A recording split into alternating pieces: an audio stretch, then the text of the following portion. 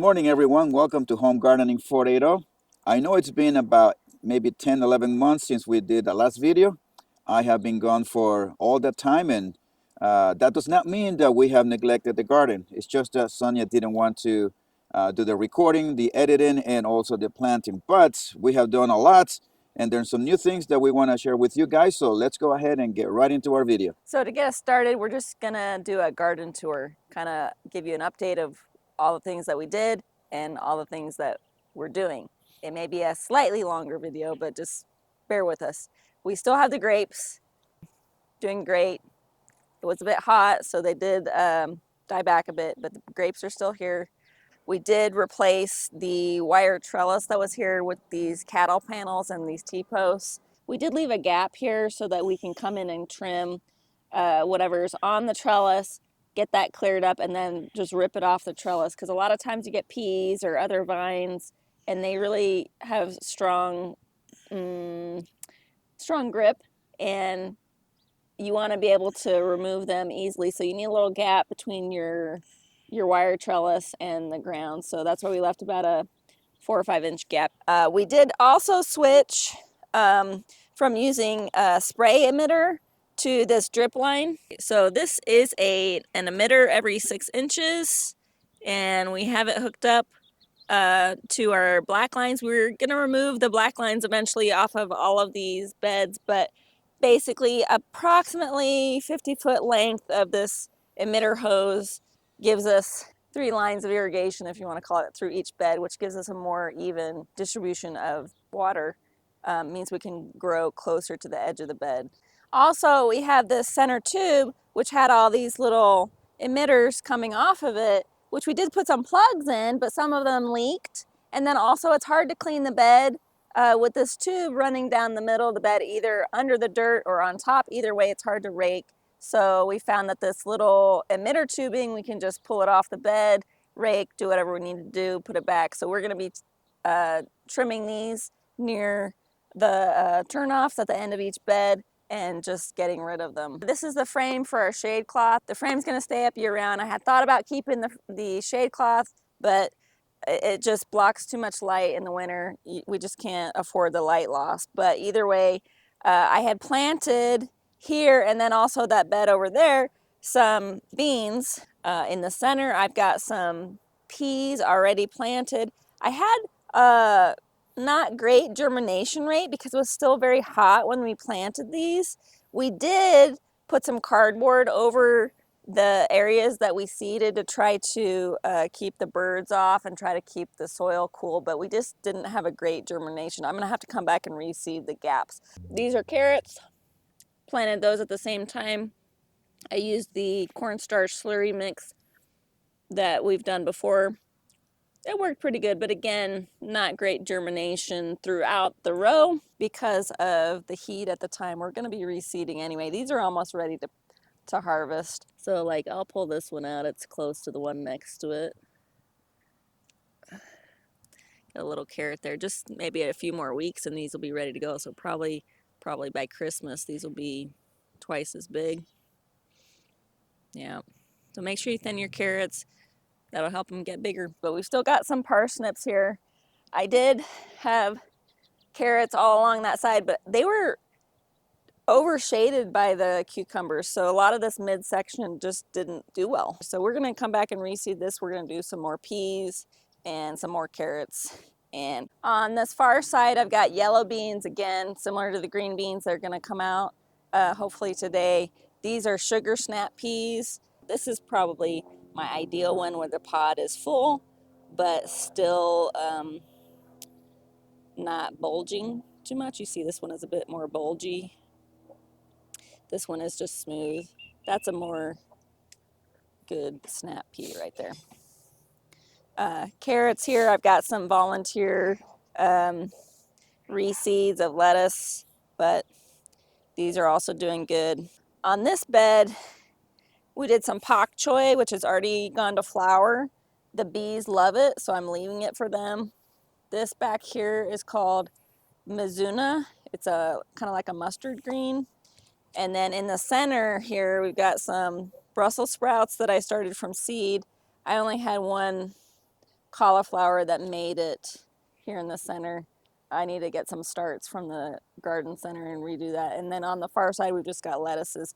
One note I want to make about the lettuce, you got to harvest it before it starts to get this kind of a matte gray coloring, because that's when it's already started to turn bitter. And it's a really hard change to catch, and sometimes you've already passed the tipping point by the time that you catch it. So I'm going to pull all these lettuces out and reseed new lettuce because they've already started to bolt. Also, if they start to go vertical, you know you're getting a lettuce that's bolting, like this one right here. That's already starting to go vertical and grow up this way. So that's going to bolt. The flavor is going to be very bitter. On the very end there, I've got some volunteer parsley that's just gone crazy. I'm actually really glad that worked out. Yeah. In the center here is cabbage. We really need to cover this cabbage up because what happens is white fly or white moth, whatever the name of it is, comes and lays eggs, and then all the leaves get eaten, and the little caterpillar moths get in here and get into the center of the cabbage head. Oh yeah, you can see that and one. ruin it. So this one's having a hard time. We need to get some insect cloth over these. On the far side here, I've got cilantro, which you can see I've cut one. I just made some salsa the other night. And then on the far end, you can't really tell the difference, but this is celery. This is celery that I've planted from seed. I was trying to figure out what it was, and I was like, this looks like something else, but it's celery. It's a very distinct celery flavor. And then had a hard time with germination on this side. It was supposed to be a bunch of basil. I only got a few that came up. Again, when we planted all of this, it was right after Labor Day. It was still really hot here in Arizona. But it was the only time that we had to plant. We kind of had a little window where it cooled down a little bit, and then it heated right back up. So the plants either got a good start or they didn't. As you can see, we have replaced the gravel that we had in the garden with some pine mulch that we picked up from Arizona Worm Farm. We drove all the way over to Phoenix. We did scrape out that top layer of gravel and replace it with this mulch, but it really has made quite a difference. We put this in the garden over the summer because the rocks retain a lot of heat. The mulch doesn't retain nearly as much heat, provides a much better cooling effect. It's just been better in the garden. So we did end up putting up 3 cattle panels over here because it is too hard to keep up with trellising tomatoes all the time. If you have to keep going out and trellising the tomatoes, nobody wants to do that. Ain't nobody got time for that. And so far, I haven't had to do too much to the tomatoes, and they're growing. I also have a lot of volunteer tomatoes from last season. These are bell peppers. It's a variety called Red Knight. Got 2 plants here, and then I have a couple of little jalapeno plants. All the little jalapenos are probably half size of what you'd see in the grocery store, but they are not overly hot, but not too mild. They're pretty good. And then I've got 2 banana pepper plants from last year that made it. So basically, if the peppers don't freeze, they will overwinter and you'll get more peppers next year. Over here, we've got broccoli. I bought these as starts. I did try to do some broccoli rabe plants, but I only had these 2 plants make it. The strawberries have done a lot better since we've added the mulch surrounding them, and we've already got a few little berries here already forming little flowers. This is a variety. Ooh, ooh, ooh, ooh, ooh. Right here, right here. It's already ready. Pull it off. There you go. This is a variety called Festival. It is a specific to zones 9 and 10. It came out of Florida. Oh, that was good. That rosemary has just gone out of control. Listen, I probably should have trimmed a lot more out of this, but the rosemary I've never seen it will this just big. take over. Rosemarys can get quite big. They are a bit woody at the center. but definitely keep trimming them. They smell great. Yeah, it does. Again, we had a lot of volunteer parsley. If I could just say one thing, parsley is underrated. Grow a lot of it. You can dry it. You can use it in all your fresh herbs. It's just fantastic. I'm just so grateful that we had all these volunteer plants because I started with one and it was always like, am I taking too much or not enough? Now I don't even worry about it. I just grab it, go a couple inches up from the base, trim. It comes back, no problems. Here I've got a very large oregano plant, also a few little flowers if I want to collect some seeds, but this thing just keeps going. I did plant lavender, and here you can see one little lavender flower that's still blooming. In the front here, I've got this big basil that's just kind of falling over. Here we've got this is tarragon. In the front, it's already dried up, but that was summer savory. This is all volunteer sage here. This is the previous, 2 years now of sage. It just keeps going. I'm gonna have to trim it back because it has encroached on my main planting of thyme down here. Since we switched out for the emitter hose, I've had less issues with the thyme staying adequately watered, but the problem is the sage is getting a little selfish. So I'm gonna have to trim that back to get off the thyme. But again, also with the thyme, come in, give it some good haircuts. No worries with this size of planting that I'm gonna destroy my plant and lose my supply. While you can't see it, we had just sweet potato vines just covering this whole area. We already removed them. Osmond came through and did all the digging for me while I was out of town. We've got several extra jumbo sweet potatoes. This is a Violet de Bordeaux fig, and you can see we've got a lot of fruit set on various branches here. You have to be pretty quick, check these pretty often because the birds will get them if you're not careful. Next to that, we've got our Little Miss Figgy, and you can see, I'll pull this one off. The bird's got this one.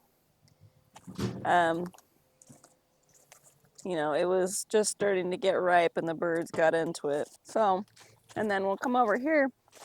On this side, we've got our sweet bay laurel, which is also known as bay leaf. It's been shaded from this fig tree, so I need to get it some more light, but I got this one when it was like maybe 6 inches tall a couple years ago. It was in a very sun exposed position at that point. Made it through the first summer, gave it a little more attention. Now it's maybe 2 feet tall with 2 really good looking new growth off the top here. And then next to that, we've got our Texas mountain laurel. This is a non-fruiting shrub. The flowers smell like grape soda, but we've had a little bit of issue with some caterpillars. But it's recovered from its move to this location and got pretty sunburned in this location the first year we had it. So it seems to have recovered now, so that's nice.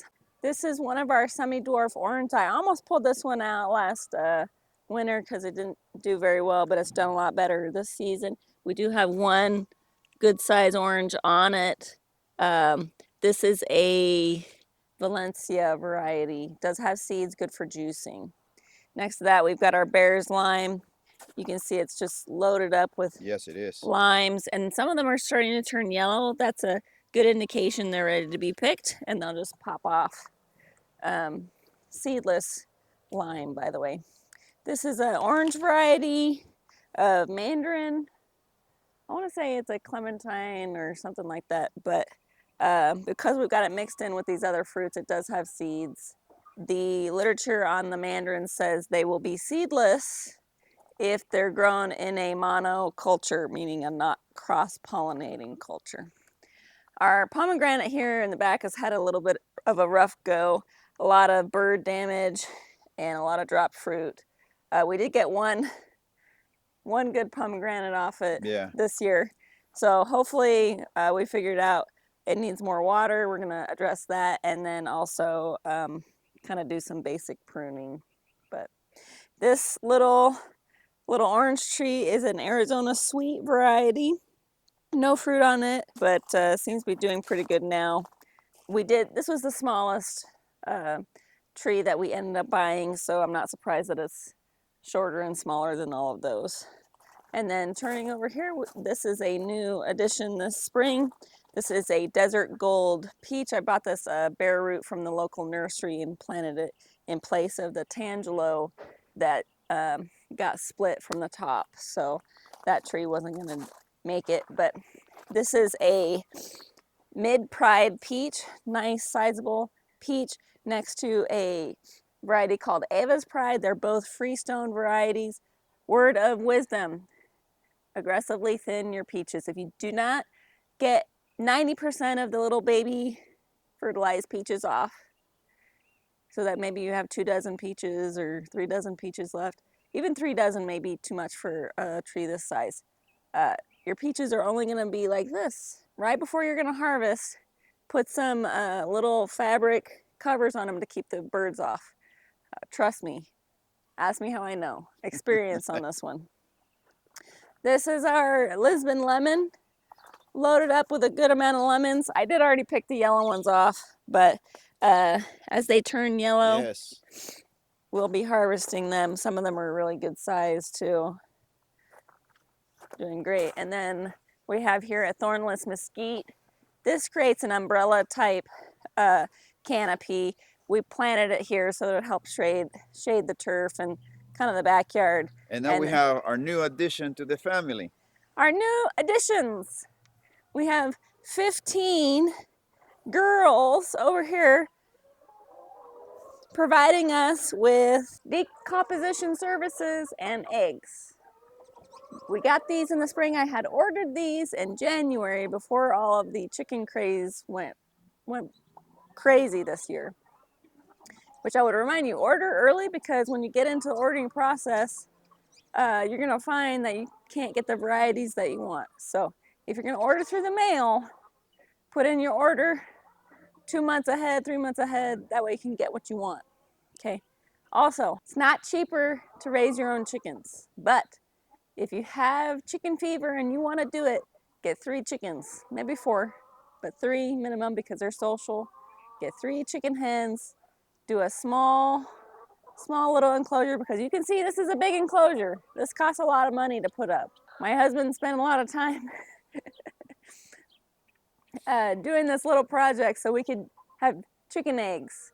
But regardless, they're not cheaper than buying at the store, even when the egg prices are expensive. However, they do provide a lot of ancillary benefits. They decompose, eat, destroy whatever we put in there. We can give them just about anything. There is a list of things you shouldn't give them. It also gives the kids responsibilities too. Yeah, gives the kids something to do. We get eggs and we get fertilizer. This fertilizer you can't put directly on the garden. You got to compost it first, but I've got a huge pile of poop I got to dig out of there and throw in the compost. Either way, chickens is a whole nother video, but we've had some changes over this year. Everything's maturing. Our experience is maturing. There's certain things we're not doing because it just doesn't work. And just for an update, if you're a new viewer, we're in Mesa, Arizona. We have our home garden in our front yard. We have some trees in the backyard that you just saw, and these chickens. We're able to grow strawberries. We're able to grow peaches, figs, grapes, a whole bunch of vegetables. But experience is the key on when you want to do it. So keep watching for more tips and tricks, and thank you for watching our video. Subscribe and have a great day and a happy Thanksgiving.